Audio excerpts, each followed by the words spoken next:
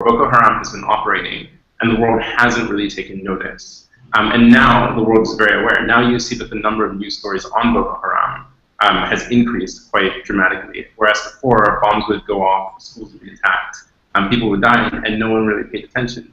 I think the next step, of course, as we all know, that social media is a powerful tool, but in and of itself, maybe is not necessarily the most impactful thing. It gets people aware, but doesn't necessarily move bodies on the ground.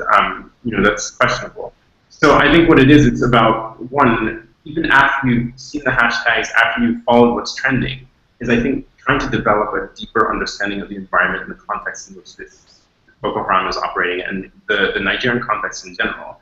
I think what can be dangerous is that people don't really understand what's happening and start repeating sort of half-truths or incomplete information that gets passed along. You don't really understand what we're going through. Now, I'll just say a little bit more, which is I think Nigeria is a country in the period of transition. We are a young democracy. We are a set of people still really learning how to be a democracy and how to work with each other. All countries really take time to perfect the democratic system, and each democratic system is characteristic of that country and its people, the people who agree to be part of that social compact. Now, that takes a while, and that often comes with a lot of turmoil, and I think we need to be aware that that's going to happen, that we're going to have to struggle through this for a long time, long after the hashtags have vanished.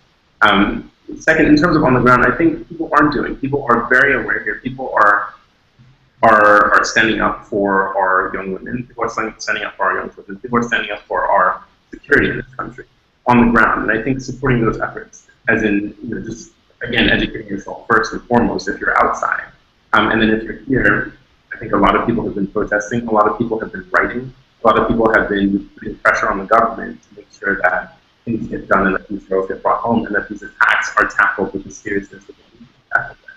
And that's good. That shows that the democracy that we have, however imperfect, however flawed, is wrong, right? It's taking shape. Like there's a conversation that's happening, and that's important.